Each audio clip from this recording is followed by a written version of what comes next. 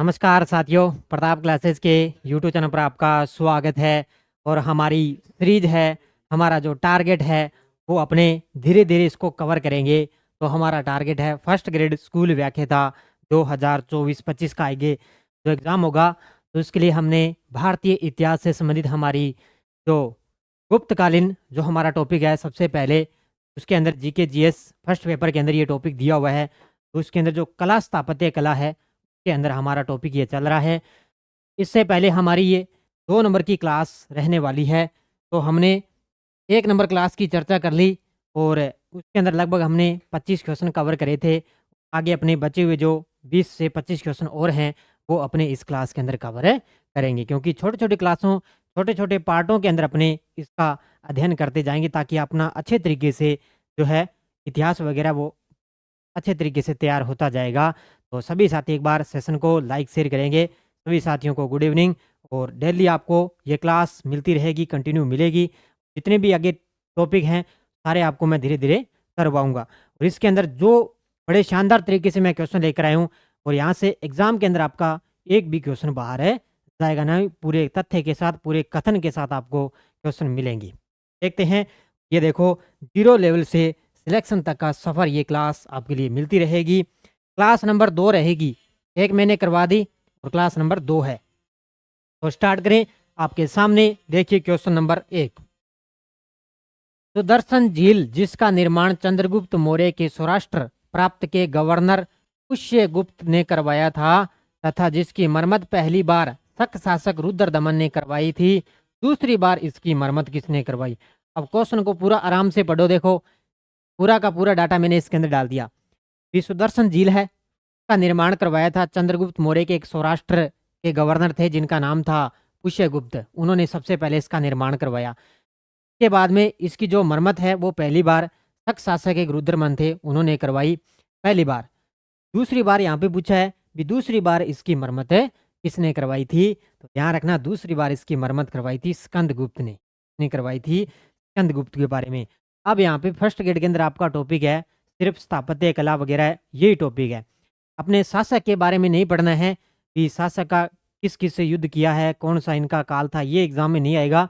अपने स्थापत्य कला से रिलेटेड बस प्रश्न आएगा कि उनके शासन के समय क्या कुछ मंदिर वगैरह के निर्माण हुआ, कौन सी झीलें बनी थी, किस जो है झीलों का निर्माण करवाया गया था। इस प्रकार के प्रश्न आएंगे। सिक्के वगैरह किनके शासनकाल में कौन से सिक्के चलाए गए, इस प्रकार के अपने प्रश्न पढ़ने का उत्तर हो जाएगा ऑप्शन नंबर बी। कौन सा सही सुमेलित नहीं है, इसी प्रकार प्रश्न मिलेंगे। एक एक प्रश्न मैं आपके लिए बढ़िया गजब तरीके से मैं लेकर आया हूँ। इसलिए आपका ये हक बनता है कि वीडियो को लाइक शेयर आपका करना काम है, क्योंकि इतनी गजब की क्लास और ये है फर्स्ट ग्रेड स्पेशल आपके लिए। तो कौन सा सुमेलित नहीं है?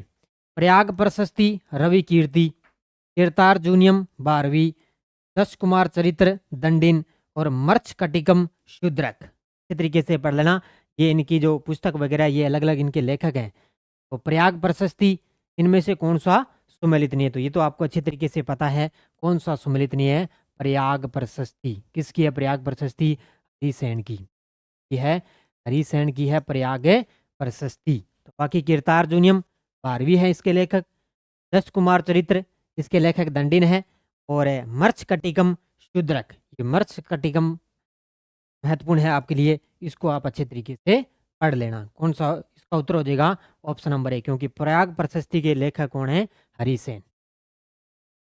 के बाद में असंगत का चयन करें। अब 2-3 क्वेश्चन में देखो पुस्तक से रिलेटेड लेकर आया हूँ, कथन से संबंधित, ताकि जितनी भी पुस्तक है वो आपको अच्छे तरीके से याद हो जाएगा। और फर्स्ट ग्रेड में पिछली बार यानी कि प्रत्येक एग्जाम के अंदर फर्स्ट ग्रेड में अब तक जितने भी एग्जाम हुए ना, एक पर्सन पुस्तक से रिलेटेड पूछा गया है। ये मैं कथन से रिलेटेड लेकर आया हूँ। तो पुस्तक और लेखक, इसके अंदर देखो काव्य दर्श दांडिन दंडिन, पंचतंत्र विष्णु शर्मा, चंद्र व्याकरण चंद्र गोमिन, और मर्च कटिकम काम कंदंक।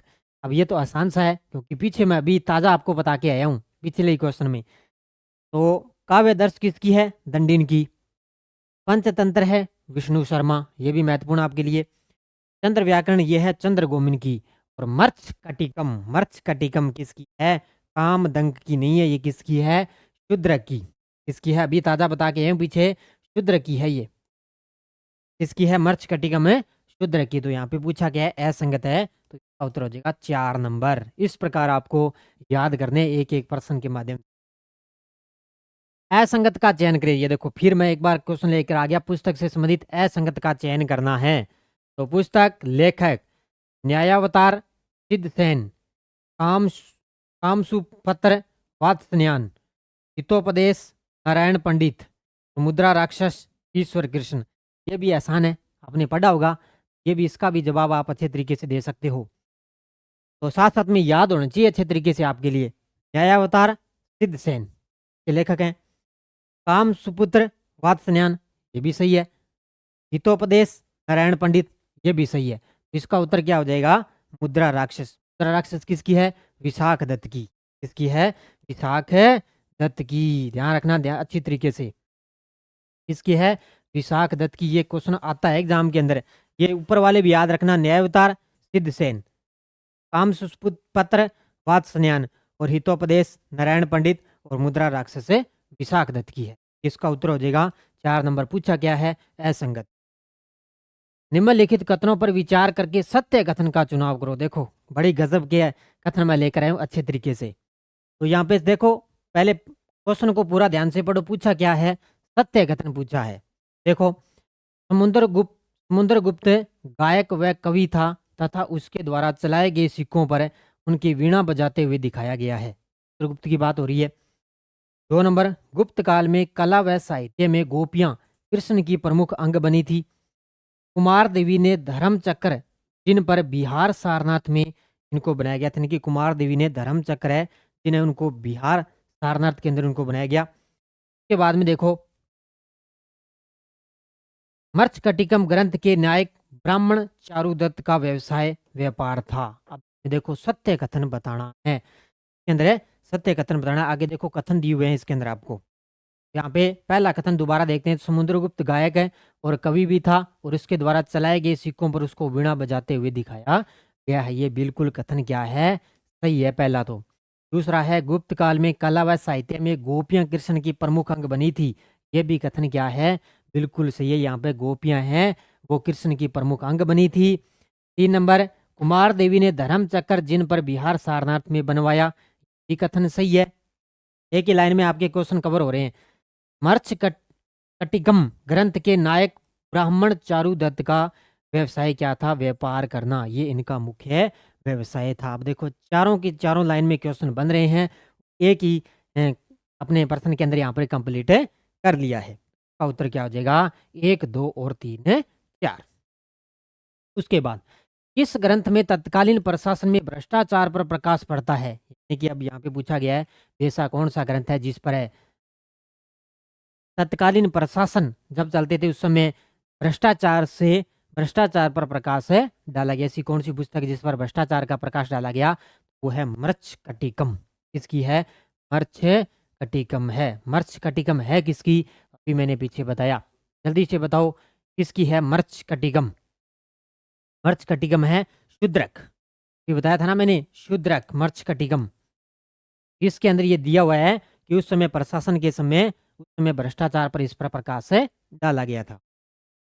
निम्न में से कौन सी रचना कालिदास की नहीं है? देखो बड़ा गजब का प्रश्न है। और कालिदास की थी, बहुत सारे इन्होंने पुस्तक लिखी थी कालिदास की। कौन सी रचना कालिदास की नहीं है? अब देखो ऑप्शन में पता चल रहा है, ऋतु संहार, रघुवंश, मेघदूत, मृच्छकटिकम। भी बता दिया, ये तीनों तो है कालिदास की। इसकी है ऋतु संहार है, रघुवंश है, मेघदूत। ये तो है तीनों की तीनों कालिदास की। लेकिन मृच्छकटिकम किसकी है? शूद्रक की। ये याद हो जाना चाहिए साथ साथ में अभी क्लास के अंदर ही। ये तो आपको याद हो ही जाएगा। तो इसका उत्तर हो जाएगा 4 नंबर, क्योंकि कालिदास की रचना नहीं है मृच्छकटिकम। कालिदास की कौन कौन सी है? ऋतु संहार, रघुवंश और मेघदूत। ये 3 रचनाएं हैं कालिदास की। ये सारी की सारी रचना वगैरह पुस्तक साथ याद ही कर लेना। मुद्रा राक्षस, देवी चंद्रगुप्तम और अभिसारिका वंचित के रचिता कौन है? अब एक नाम से ही पता चल जाएगा आपको इसका उत्तर क्या होगा। क्या होगा? तो एक नाम से ही पता चल जाएगा, मुद्रा राक्षस, देवी चंद्रगुप्तम और अभिसारिका। ये किसकी पुस्तक है?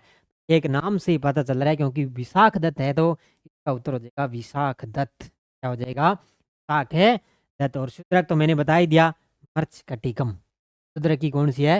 मर्च्छकटिकम। मुद्रा राक्षस देवी चंद्रगुप्तम अभिषेका किसकी है? विशाख दत्त की। विशुद्धि मगन किसकी रचना है? विशुद्धि मगन किसकी रचना है? बताओ, विशुद्धि मगन किसकी रचना है? तो ये है किसकी? बुद्धघोष की। ऑप्शन नंबर डी ये है, बुद्धघोष की रचना है दी गमन। बाकी कालिदास वगैरह ये एक एक लाइन में आपके लिए अच्छे तरीके से लेकर आया हूँ। बाकी सारे मैं प्रश्न बना के लेकर आया हूँ, आगे अच्छी तरह से देखते जाना आप। खंड खाद्यक व ब्रह्म सिद्धांत किसकी रचना है? खंड खाद्यक व ब्रह्म सिद्धांत। अब देखो, ब्रह्म सिद्धांत तो आपने पढ़ा होगा, ये अपने राजस्थान के जाने माने वाले हैं बीनमाल। राजस्थान के जाल जो है जन्मे गणितज्ञ एक ब्रह्मगुप्त हैं।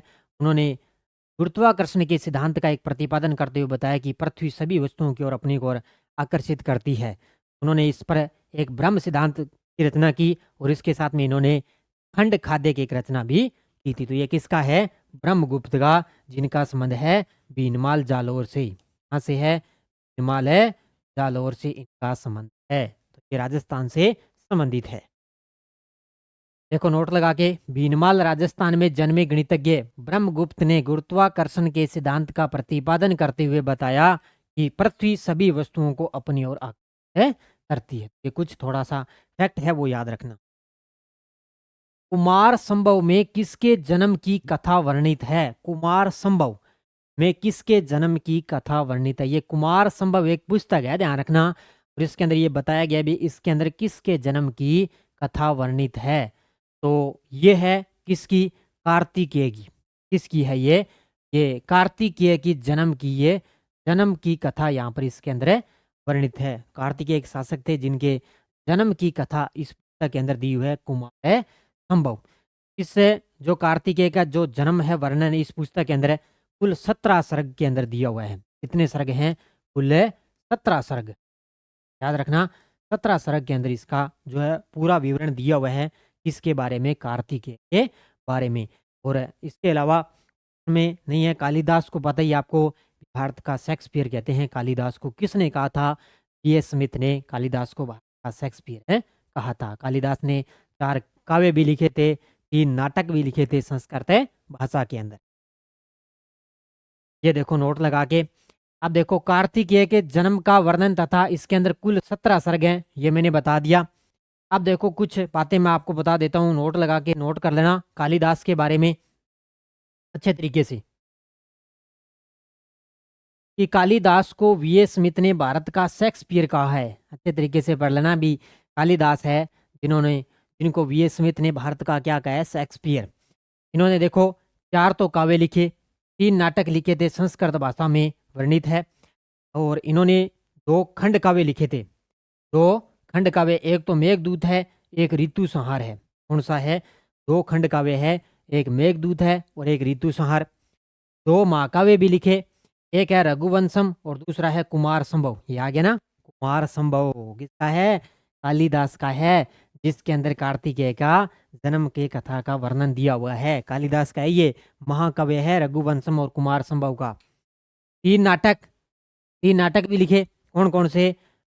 मालविका अग्निमित्र और एक है विक्रमो यम और अभिज्ञान शकुंतलम। ये महत्वपूर्ण है भी, अभिज्ञान शकुंतलम ये इनका एक नाटक है। किसका? कालिदास का। बाकी याद रखना, मालविका अग्निमित्र और इसके अलावा विक्रमो वर्ष्यम ये भी इनका नाटक है। ये अच्छे तरीके से पढ़ लेना। 2 खंड काव्य, 2 महाकाव्य और 3 नाटक हैं। किसके? कालिदास के। कालिदास का महाकाव्य रघुवंशम, जिसमें इक्ष्वाकु वंश के राजाओं का वर्णन है, कितने सर्गों में विभाजित है? ये भी बड़ा गजब का पॉइंट आपके लिए, सर्ग पूछ लिए। क्योंकि अभी मैं ताज़ा आपको बता के आया हूँ कि कार्तिकेय है, जिनका कुमार संभव के अंदर इनके जन्म की कथा का वर्णन है, उसके अंदर 17 सर्ग थे। कितने? 17 सर्ग थे। तो यहाँ पे कालिदास का जो महाकाव्य है रघुवंशम, इसके अंदर इक्ष्वाकु वंश है, इसके राजाओं का वर्णन है। इसके अंदर कितने सर्गों में है? तो ये 19 सर्गों में है। अब कंफ्यूज मत होना, उसके अंदर 17 सर्ग है और यहाँ पे 19 सर्ग हैं। दोनों को अच्छे तरीके से अलग अलग याद रखना। ठीक है, इसका उत्तर हो जाएगा 19 सर्ग, क्योंकि 19 सर्ग यहाँ से राजा जो दिलीप से लेकर अग्निवर्ण तक का वर्णन दिया हुआ है। 19 सर्गों के अंदर जो राजा दिलीप थे ना, वहां से लेकर अग्निवर्ण है तक इसके अंदर वर्णन है दिया हुआ है। तो इसका उत्तर हो जाएगा बी नंबर। अब देखो कथन, देखो सत्य कथन का चुनाव करना है आपके सामने, एक एक लाइन में कथन के माध्यम से लेकर आया हूँ गजब तरीके से, इसलिए आपका लाइक करना आपका काम है, क्योंकि इतनी गजब तरीके से आपको क्लास में दे रहा हूँ। और अब जितने भी गुप्त काल से संबंधित जो क्वेश्चन बने ना, इन दोनों क्लासों के अंदर आपका कंप्लीट हो जाएगा, इससे बाहर पढ़ने को आपको जरूरत ही नहीं है। एक एक लाइन में क्वेश्चन आ गया। तो गुप्त काल को श्रेष्ठ कवियों व साहित्यकारों का काल कहा जाता है। रामायण, महाभारत व पुराणों का अंतिम रूप से संकलन गुप्त काल में हुआ। नारद, काव्यान व बृहस्पति स्मृति आदि की रचना भी गुप्त काल की देन है। और गुप्त काल के श्रेष्ठतम कवि कालिदास एवं गुप्त काल का अधिकांशतः साहित्य संस्कृत भाषा में रचा गया था। ये भी आपको गजब तरीके से याद है करना है। इसके अंदर है गजब तरीके से आपको याद रखना है। इसमें थोड़ा सा मैं ऊपर कर देता हूँ, आपको अच्छे तरीके से दिखाई देगा, ठीक है। तो ये इसमें कथनों का चुनाव करना है आपके सामने। तो पहला देखो दोबारा, गुप्त काल को क्या है, गुप्त काल को श्रेष्ठ कवियों व साहित्यकारों का काल कहा जाता है। बिल्कुल सही है, गुप्त काल है वो श्रेष्ठ कवियों और साहित्यकारों का काल इनको कहते हैं। रामायण, महाभारत व पुराणों का अंतिम रूप से संकलन गुप्त काल में हुआ था। यह भी महत्वपूर्ण है कि कौन सा काल था जहां पर रामायण और महाभारत और पुराणों का अंतिम रूप से संकलन हुआ। ये दोनों कथन सही है। तीसरा, नारद, काव्यान व बृहस्पति स्मृति आदि की रचना भी गुप्त काल में हुई थी। यह भी कथन सही है। गुप्त काल के श्रेष्ठतम कवि कालिदास एवं गुप्त काल का अधिकांश साहित्य संस्कृत भाषा में लिखा गया था। ये भी महत्वपूर्ण है। ये तो चारों के चारों कथन सही है। इसका उत्तर हो जाएगा 1, 2 और 3 है 4। कथन से संबंधित आपके लिए मैं प्रश्न है लेकर आया हूं। उसके बाद देखो अगला प्रश्न, देखो निम्नलिखित कथनों पर विचार करके सत्य कथन का चुनाव करना है। देखो एक बार फिर कथन से संबंधित प्रश्न आ गया, सत्य कथन का चुनाव है करना है। देखो कालिदास का प्रथम खंड काव्य ऋतु है, जिसके अंदर 6 ऋतुओं का वर्णन किया गया है। बस यही पढ़ना है अपने के लिए, जो कला स्थापत्य कला है बस यही है अपने लिए। पहला है प्रथम खंड काव्य है इनका ऋतु संहार, जिनके अंदर 6 ऋतुओं का वर्णन दिया गया। बिल्कुल सही है। पहला तो कालिदास का प्रथम नाटक मालविका अग्निमित्र है, जहां 5 अंकों में विभाजित है। इसमें अग्निमित्र व मालिका की प्रणय कथा का वर्णन है। ये भी याद रखना है।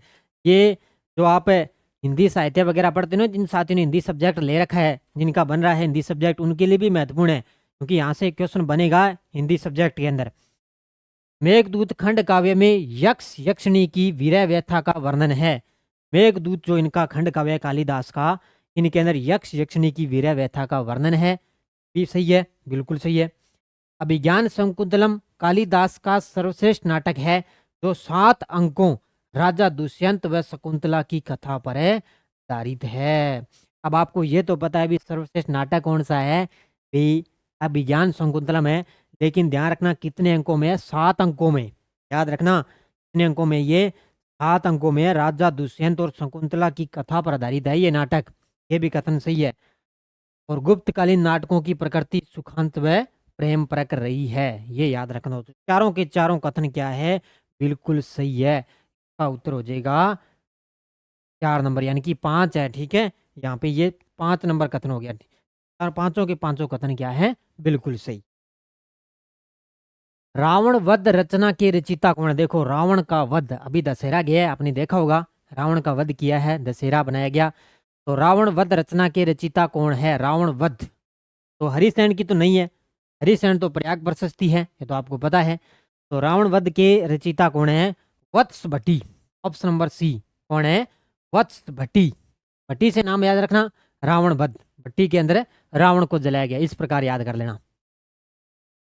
नेक्स्ट देखो, भारवी द्वारा रचित कीर्तार्जुनियम में किन के संवाद का वर्णन है। सबसे पहले आपको याद रखना है कि भारवी द्वारा रचित है कीर्तार्जुनियम।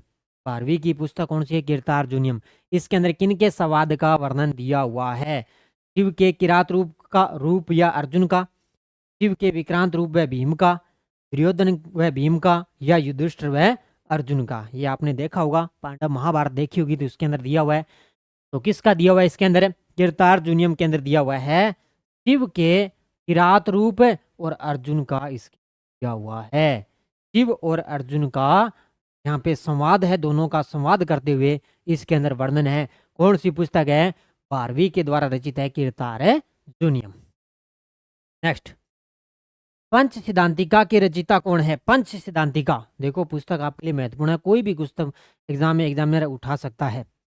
तो पंच सिद्धांतिका के रचिता कौन है? तो कौन है पंच सिद्धांतिका के रचिता?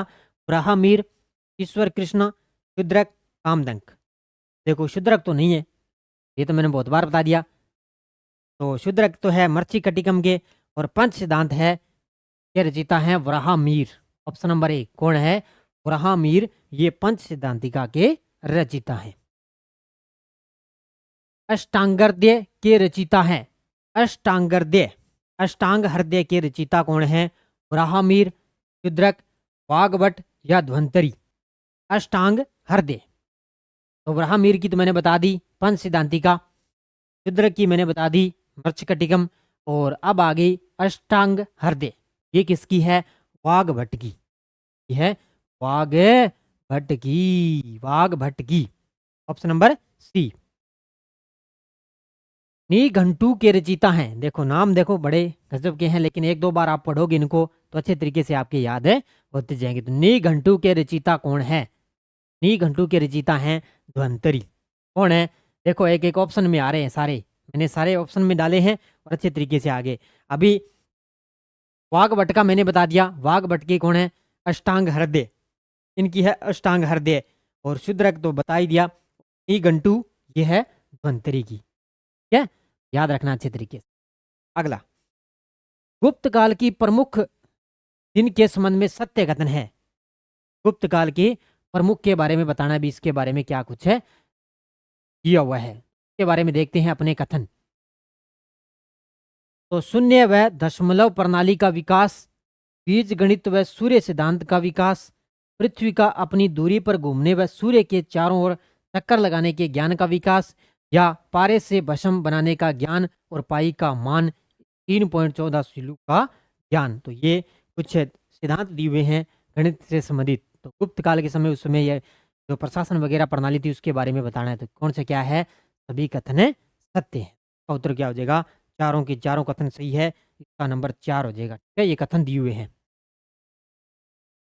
सिद्धांत शिरोमणि के रचिता हैं, सिद्धांत शिरोमणि के रचिता, ये तक फिर आ गई कि सिद्धांत शिरोमणि के रचिता कौन है? कौन है? भास्कर द्वितीय। कंफ्यूज मत होना, भास्कर प्रथम अलग है और भास्कर द्वितीय अलग है। तो सिद्धांत शिरोमणि के रचिता कौन है? भास्कर द्वितीय। ऑप्शन नंबर बी कौन है? भास्कर है द्वितीय। और आर्यभट्ट की मैंने बताई थी, कौन सी है? आर्यभट्टीय का सिद्धांत है आर्यभट्टीय, आर्यभट्ट है आर्यभट्टीय इनका सिद्धांत है, नाम से ही। लोहास्तर, कक्षपुट और रसेंद्र मंगल रचनाएं किसने लिखी थी? लोहास्तर, कक्षपुट और रसेंद्र मंगल, ये रचनाएं किसकी है? भी की रचनाएं हैं, तो बताओ जल्दी बताओ इसका आंसर। लोहास्तर, कक्षपुट में और रसेंद्र मंगल, ये किसकी रचनाएं हैं? तो ये है नागार्जुन की। किसकी है? नागार्जुन की। ये भी बड़े महत्वपूर्ण है, नागार्जुन एग्जाम में टपकेगा। लोहास्तर, कक्षपुट और रसेंद्र मंगल, तो ये किसकी है? नागार्जुन की। किसकी है? नागार्जुन की। चंद्रगुप्त विक्रमादित्य के नवरत्नों में शामिल नहीं है। अब देखो अकबर के भी नवरत्न थे, और यहाँ पे देखो चंद्रगुप्त विक्रमादित्य के भी नवरत्न थे। यहाँ पे पूछा गया भी कौन सा इनके अंदर नवरत्न है शामिल नहीं है। तो अपने अकबर के जब मुगल काल पढ़ेंगे तो उसके अंदर अकबर के जो नवरत्न वो भी पढ़ेंगे, और यहाँ पे अपने पढ़ने जा रहे हैं चंद्रगुप्त विक्रमादित्य के नवरत्न। तो यहाँ पे देखो नवरत्न नहीं है। तो कालिदास तो बिल्कुल थे इनके नवरत्न, ब्राह्मीर भी थे और वररुचि भी थे, लेकिन आर्यभट्ट है वो इनके दरबार में नवरत्न नहीं थे। अब इसके अलावा और भी थे, कालिदास, ब्राह्मीर, वररुचि भी थे। इसके अलावा और भी हैं, जैसे बेताल भट्ट हैं। इसके अलावा घट जो घट कर्पूर है वो भी थे, शंकु है, क्षणपक है, अमर सिंह द्वंतरी, और ये थे इनके अलावा। ठीक है, तो ये नवरत्न याद रखना। ये मैं लेकर आया हूँ, ये देखो चंद्रगुप्त विक्रमादित्य के नवरत्न। तो कालिदास, घटकपू कर्पर और शपणक, द्वंतरी, ब्राह्मीर, बेताल भट्ट, शंकु, अमर सिंह और वररुचि, ये है चंद्रगुप्त विक्रमादित्य के नवरत्न है। जिस प्रकार अकबर के थे ना नवरत्न, उसी प्रकार चंद्रगुप्त विक्रमादित्य के नवरत्न है। एग्जाम में इतने आएगा कौन सा है या कौन सा नहीं है। हाथियों की चिकित्सा से संबंधित हस्त्या आयुर्वेद नामक ग्रंथ किसने लिखा था? हाथियों की चिकित्सा से संबंधित एक ग्रंथ लिखा गया था जिसका नाम था हस्त्यायुर्वेद। क्या है? हस्त्या आयुर्वेद नामक ग्रंथ से एक लिखा गया था। ये किसने लिखा था हाथियों के लिए? ये लिखा था किसने? पाल काप्या। ऑप्शन नंबर 1 किसने लिखा था? पाल काप्या ने लिखा था। इसका उत्तर हो जाएगा ऑप्शन नंबर 1। हाथियों की चिकित्सा से संबंधित ये ग्रंथ लिखा गया था। वेदांग ज्योतिष ध्यान गर्भ रचना किसकी है?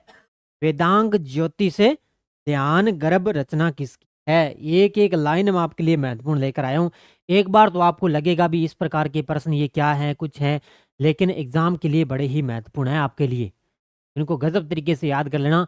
एक दो बार आप पढ़ोगे तो आपके गजब तरीके से याद हो जाएंगे सारे के सारे ग्रंथ। ग्रंथ महत्वपूर्ण है क्योंकि एग्जामिनर का कोई पता नहीं है कौन सा ग्रंथ आपसे पूछ सकता है। किसका है ये वेदांग ज्योतिष? तो ये है ब्रह्मगुप्त का है, ब्रह्मगुप्त का। भीनमाल जालोर में जन्मे ब्रह्मगुप्त की प्रसिद्ध रचना ब्रह्मस्फुट का अरबी अनुवाद किसने किया था? ये है हिंद के नाम से, यानी कि इसका एक अरबी अनुवाद किसने किया था?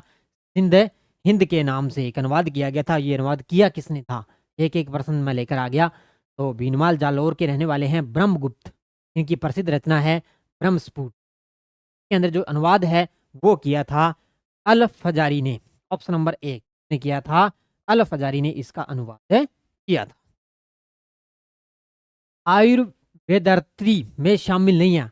आयुर्वेदर्त्री में शामिल नहीं है चरक, सुश्रुत, वाग्भट या ध्वंतरी। बताओ। आयुर्वेदर्त्री में शामिल नहीं है। तो यहाँ पे अंदर इसके अंदर 3 जीव हैं, इसके अंदर एक शामिल नहीं है। चरक है, सुश्रुत है और वाग्भट है। ये तीनों तो शामिल है लेकिन ध्वंतरी इसके अंदर शामिल नहीं है। का उत्तर हो जाएगा 4 नंबर। क्या है? ध्वंतरी इसके अंदर शामिल नहीं है। इसके अंदर 3 ही शामिल है, चरक, सुश्रुत और वाग्भट। कुतुब मीनार के निकट स्थित लोहा स्तंभ वैज्ञानिकों का ध्यान क्यों खींच रहा है? कुतुब मीनार के निकट एक लोहा स्तंभ जो क्या है वैज्ञानिकों का ध्यान क्यों खींच रहा है? और लोहा स्तंभ का निर्माण किसने करवाया था? चंद्रगुप्त द्वितीय ने। ये कल मैंने आपको बता दिया। लोहा स्तंभ दिल्ली के अंदर है जिसका निर्माण चंद्रगुप्त द्वितीय ने करवाया। और अब ये वैज्ञानिकों का ध्यान क्यों खींच रहा है? क्या वजह है, क्या इसकी विशेषता है, क्यों खींच रहा है? ये किसके लिए? ये है उसकी जंग रोधकता के कारण है। किसके कारण है? जंग रोधकता के कारण वैज्ञानिकों का ध्यान इस तरफ है खींच रहा है। तो इसका उत्तर हो जाएगा 4 नंबर। प्राचीन भारत में गुप्त काल से संबंधित गुफा चित्रांकन के केवल 2 उदाहरण उपलब्ध हैं। इनमें से एक अजंता की गुफाओं में किया गया चित्रांकन है और एक गुप्त काल के चित्रांकन का दूसरा अवशिष्ट उदाहरण है किस स्थान पर उपलब्ध है। अब देखो क्वेश्चन को पढ़ो दोबारा कि भारत में जो गुप्त काल है उससे संबंधित है, वो गुफा से संबंधित है। उसके अंदर 2 उदाहरण मिलते हैं, एक तो अजंता की गुफाएं और एक कौन सी मिली है वो यहाँ पे पूछा गया। तो अजंता की जो गुफाएं हैं कल मैंने बताया तो वो महाराष्ट्र के अंदर है जिसके अंदर 29 गुफाएं थी चित्रांकन किए हुए। लेकिन अब यहाँ पे 9 ही गुफा बची है। जो अजंता की गुफाएं ना उसके अंदर 9 ही गुफा बची है और जो 16 और 17 महत्वपूर्ण है वो मैंने कल आपको बता दी। अब इसके अंदर दूसरी गुफा का उदाहरण है बाघ की गुफाएं। कौन सी है? बाघ की गुफाएं। याद रखना, इसका उत्तर हो जाएगा ऑप्शन नंबर 1। अगला प्रश्न, रेशम बुनकरों की श्रेणी की जानकारी निम्नलिखित में से किस शिलालेख से मिलती है? रेशम बुनकरों की श्रेणी की जो जानकारी है वो किस शिलालेख से मिलती है? तो 10पुर शिलालेख, प्रयाग प्रशस्ति, हिरण शिलालेख या हाथी गुफा शिलालेख। जो रेशम बुनकरों की श्रेणी की जानकारी है वो मिलती है 10पुर शिलालेख से। ऑप्शन नंबर 1 से मिलती है, 10 पुरुष शिलालेख से मिलती है। इसका उत्तर ऑप्शन नंबर 1। किस विदेशी यात्री ने अछूतों को चांडाल कहकर उन्हें नगर से बाहर रखने की बात की थी? बड़ा गजब का प्रश्न है और ये इस प्रकार के प्रश्न आपको देखने को मिलेंगे एग्जाम में। कौन सा ऐसा जो विदेशी यात्री था जिन्होंने अछूतों को चांडाल कहकर उन्हें नगर से बाहर कहने की बात की थी? और उनका नाम है, सुना होगा आपने, क्या नाम है? उनका नाम है फाइयान। 3 यात्री थे ना, फाइयान। 2 यात्री आए थे, एक फाइयान आया था और एक अवेनसांग। ठीक है, तो अपने जालोर के अंदर आए तो वो था अवेनसांग और यहाँ पे आया था फाइयान, जिन्होंने विदेशी यात्री अछूतों को चांडाल कहकर उन्हें नगर से बाहर रहने की बात कही थी। किसने? फाइयान ने। दोनों में कंफ्यूज मत होना, फाइयान विदेशी यात्री। जिस प्रकार सूर्य अपनी किरणों से जल ग्रहण करता है, उसी प्रकार प्रजा से राजा थोड़ा थोड़ा धन ग्रहण करे, यह कथन किसका है? इस प्रकार पढ़ा है क्या आपने? इस प्रकार के प्रश्न पहले, बड़ा गजब का है कि जिस प्रकार सूर्य अपनी किरणों से जल ग्रहण करता है, उसी प्रकार प्रजा से राजा थोड़ा थोड़ा धन ग्रहण करे, ये कथन किसका है? ये कथन है, ध्यान रखना, कामदंक की नीति सार में। ये कथन कहां पर दिया हुआ है? कामदंक की नीति सार के अंदर ये कथन दिया हुआ है। कौन सा कथन? कि प्रजा से राजा थोड़ा थोड़ा धन ग्रहण करे। लिंगानुशासन या अमरकोश, जिसे संस्कृत का विश्वकोश कहा जाता है, इसके रचयिता कौन है? लिंगानुशासन या अमरकोश, एक अमरकोश है जिसको क्या बोलते हैं? कि संस्कृत का विश्वकोश, संस्कृत का विश्वकोश कहते हैं। और इसके रचयिता कौन है? तो पता है कौन है इसके रचयिता? वो है अमर सिंह। नाम से ही पता चल रहा है, अमर सिंह। तो अमरकोश, जिनको संस्कृत का विश्वकोश कहते हैं, किसका है? अमर सिंह है। अब यहाँ पे ज्यादा आपको डिटेल बताने की जरूरत नहीं है, क्योंकि मैं एक एक क्वेश्चन ही आपके लिए लेकर आ गया। ठीक है, एक एक प्रश्न मैं आपके लिए लेकर आ गया, सारे मैंने करवा दिए अच्छे तरीके से, इसलिए आपको ज्यादा डिटेल में और बताने की जरूरत नहीं है।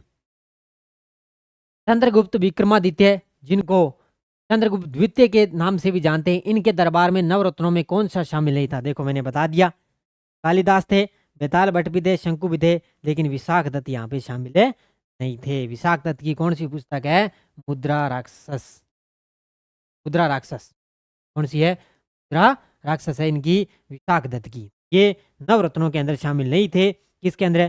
चंद्रमा गुप्त विक्रमादित्य। ये याद रखना अच्छे तरीके से। बाकी मैंने ये सारे बता ही दिए पीछे नवरत्नों में। ये कालिदास है, बेताल भट्ट है, घट कपूर है, शंकु है, चपणक है, वररुचि है, अमर सिंह, ध्वंतरी, वराहमीर, ये सारे नवरत्न है। ये तो आपको अब याद ही होने चाहिए, क्योंकि 2 बार मैंने रिपीट करवा दिया। निम्न कथनों पर विचार करके सत्य कथन की पहचान करो। निम्न कथनों पर विचार करके सत्य कथन की पहचान करो। आज का ये लास्ट क्वेश्चन है आपके लिए, गुप्त काल से स्थापत्य कला से संबंधित। देखो, कुमार गुप्त शासक के सर्वाधिक अभिलेख प्राप्त हुए हैं। कुमार गुप्त है, उनके शासक के समय सर्वाधिक अभिलेख प्राप्त हुए, बिल्कुल सही है। अभी ध्यान रखना, जिस प्रकार सूर्य अपनी किरणों से जल ग्रहण करता है, उसी प्रकार राजा से थोड़ा थोड़ा जल ग्रहण करे, कथन है कामदंत की नीति सार में। ये देखो मैंने अभी बताया, ताजा ताजा रिपीट हो गया, यहाँ पे याद होना चाहिए। फाइयान ने अछूतों को चांडाल कहकर उन्हें नगर से बाहर रहने की बात कही थी। ये देखो कथन से मैंने प्रश्न बना लिए इस प्रकार, ये याद होना चाहिए। और गुप्त काल में कला व साहित्य में गोपियां कृष्ण की प्रमुख अंग बनी थी। सारे के सारे हैं सही है। कुमार गुप्त शासक के सर्वाधिक अभिलेख प्राप्त हुए थे, ये लाइन महत्वपूर्ण कर लेना अच्छे तरीके से। कुमार गुप्त है शासक थे गुप्त काल में, उनके समय सर्वाधिक अभिलेख प्राप्त हुए थे। तो यहाँ कथन है चारों के चारों सही है, का उत्तर हो जाएगा और डी, चारों के चारों है सही है। ये थी आज की अपनी क्लास, 2 पार्टों के अंदर है। आपको गजब तरीके से, बढ़िया तरीके से मैंने आपको ये क्लास दी है। अच्छे तरीके से आप पढ़ना इन दोनों क्लासों को, जब भी आपको टाइम मिले अच्छे तरीके से ध्यान करना। बाकी आपको हमारे ऐप के अंदर फर्स्ट ग्रेड की टेस्ट सीरीज चल रही है, स्पेशल करंट की, भारत और राजस्थान की स्पेशल आपको ऑनलाइन टेस्ट सीरीज चल रही है, ये आप ज्वाइन कर सकते हो। विद आपको पीडीएफ भी मिलेगी। और आरपीएससी स्कूल व्याख्याता फर्स्ट पेपर के जो जितने भी अब तक आरपीएससी ने एग्जाम करवाए, उनकी जो प्रीवियस पेपर हैं उनकी पीडीएफ अपलोड है मात्र 50 रुपये के अंदर। 50 रुपये के अंदर आप ले सकते हो, 1 साल की वैलिडिटी है। अच्छे तरीके से ध्यान कर लेना। ये मात्र 30 रुपये में नहीं है, 50 रुपये में आपको मिलेगी, 1 साल तक वैलिडिटी है। ठीक है, संस्कृत शिक्षा विभाग और जो सामान्य शिक्षा विभाग है, उन दोनों के द्वारा जितने भी एग्ज़ाम करवा दिए, ये आपके लिए बहुत ही पूर्ण, ये पीडीएफ आप ले सकते हो मात्र 50 रुपए में, 1 साल की वैलिडिटी है, ये आप करंट से ले सकते हो। इस तरीके से पढ़ना और आगे की जो अपनी क्लास रहने वाली है, वो अपने पढ़ेंगे मुगल काल से संबंधित स्थापत्य कला से संबंधित है। और सभी साथी एक बार वीडियो को ज़्यादा से लाइक करना आपका काम है, शेयर करना आपका काम है। सुबह आपको डेली 7 बजे मेरी इंडिया वर्ल्ड की करंट अफेयर्स की क्लास आपको मिलती है। धन्यवाद। जय हिंद, जय भारत।